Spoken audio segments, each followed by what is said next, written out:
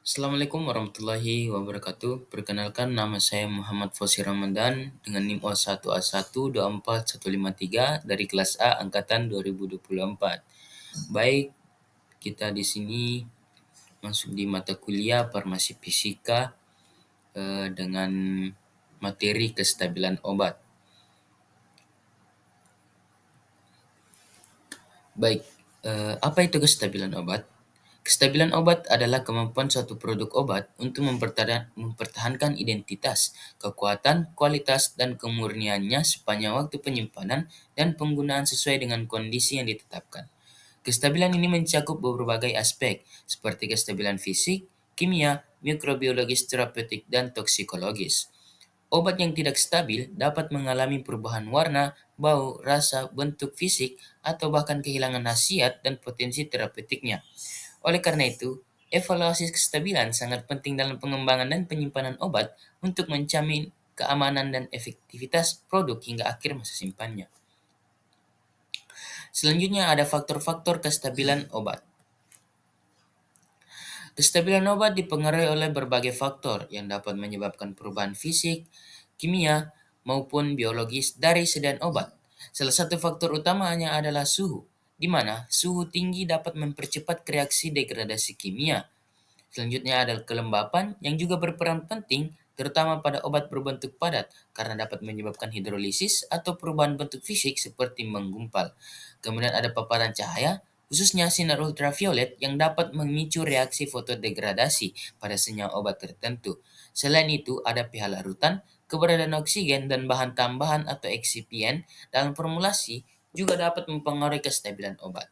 Interaksi antara bahan aktif dengan wadah dan kemasan atau kontamin mikroba juga dapat mempercepat kerusakan obat. Oleh karena itu, pemilihan formulasi, kemasan, dan kondisi penyimpanan yang tepat sangat penting untuk menjaga kestabilan obat selama masa simpanannya.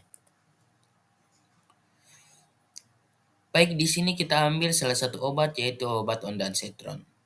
Obat ondansetron ini adalah obat yang digunakan untuk mencegah dan mengobati mual serta muntah yang disebabkan oleh kemoterapi, radioterapi, atau pasca operasi. Dan obat ini termasuk dalam golongan antagonis reseptor serotonin 5-HT3 yang bekerja dengan menghambat aksi serotonin, yaitu zat kimia dalam tubuh yang memicu mual dan muntah ketika dilepaskan dalam saluran cerna atau otak.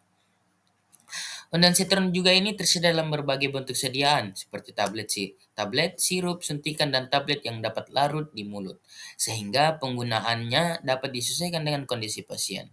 Dan umumnya obat ini digunakan berdasarkan resep dokter dan perlu diberikan sesuai dosis yang dianjurkan untuk menghindari efek samping seperti sakit kepala, sembelit, dan gangguan irama jantung. Kemudian ada rumus molekul dari obat ini yaitu C18H9N3O dan nama kimianya ada IUPAC 9-metil 3, 2-metil 1H imidazol 1Y metil 1239 tetrahidro 4H karbazol 4-1. Selanjutnya titik lebur pada obat ondansetron ini. Titik lebur atau melting point. Ondansetron bervariasi tergantung pada bentuk kristalnya. Ondansetron murni berbentuk dasar. Titik lebur antara 231 sampai 232 derajat Celcius. Kemudian ada ondansetron hidroklorida dihidrat atau bentuk garam yang dimana titik leburnya ini antara 178,5 sampai 179,5 derajat Celcius. Kemudian ondansetron hidroklorida monohidrat yang dimana titik leburnya ini sekitar 186 sampai 187 derajat Celcius. Perbedaan titik lebur ini disebabkan oleh perbedaan dalam bentuk kristal dan dehidrasi senyawa tersebut. Bentuk kristal yang berbeda dapat mempengaruhi sifat fisik dan stabilitas obat. Kemudian ada faktor yang dapat mempengaruhi kestabilan pada obat ondansetron. Yang pertama adalah suhu, yang dimana suhu tinggi dapat mempercepat degradasi kimia ondansetron, terutama dalam bentuk larutan. Suhu penyimpanan yang tidak dapat sesuai dapat menyebabkan penurunan potensi obat. Kemudian ada cahaya fotodegradasi yang dimana ondansetron rentan terhadap cahaya, terutama sinar ultraviolet. yang dimana paparan cahaya dapat menyebabkan kerusakan struktur kimia melalui reaksi fotokimia, sehingga biasanya obat ini disimpan dalam wadah tertutup atau berwarna gelap. Kemudian ada pH larutan, yang dimana kestabilan ondansetron dalam bentuk larutan sangat dipengaruhi oleh pH. Obat ini paling stabil dalam lingkungan asam hingga sedikit netral, sekitar pH 4-6. Pada pH yang terlalu tinggi atau terlalu rendah, laju degradasi meningkat. Kemudian ada kelembapan. Dalam bentuk persediaan padat atau tablet, ondansetron dapat menyerap air dari lingkungan yang lembab, yang berpotensi menyebabkan reaksi hidrolisis atau perubahan bentuk fisik tablet. Kemudian ada kualitas dan jenis eksipien, yang dimana bahan tambahan dalam formulasi seperti pengikat, pelarut, atau penyangga pH dapat mempengaruhi stabilan dengan mempercepat atau memperlambat reaksi degradasi kimia. Selanjutnya ada interaksi dengan kemasan. Ondansetron ini bisa mengalami interaksi dengan bahan kemasan tertentu, terutama jika kemasan tidak kedap terhadap udara, uap air, atau cahaya. Oleh karena itu, pemilihan kemasan sangat penting. Kemudian ada kehadiran oksigen, yang dimana reaksi oksidasi dapat terjadi jika ondansetron terpapar udara atau disimpan dalam kondisi tidak kedap udara, meskipun senyawa ini tidak terlalu mudah teroksidasi dibandingkan beberapa obat lainnya. Selanjutnya ada uji kestabilan yang dilakukan untuk obat ondansetron ini. Yang pertama ada uji kestabilan fisik yang bertujuan menilai perubahan bentuk fisik sediaan, yang dimana seperti tablet, larutan, dan injeksi, yang dimana parameternya ini mencakup warna, bau, rasa, bentuk, kekerasan tablet, waktu hancur, dan kejernihan larutan. Yang contohnya seperti tablet ondansetron diamati apakah ada perubahan warna atau menjadi rapuh seiring waktu. Yang kedua ada uji kestabilan kimia yang bertujuan menilai kandungan zat aktif dan produk degradasinya yang menggunakan metode kromatografi cair kinerja tinggi atau HPLC, yang dimana parameternya ini mencakup daripada kadar zat aktif harus dalam batas spesifikasi, identifikasi senyawa degradasi, dan pH larutan.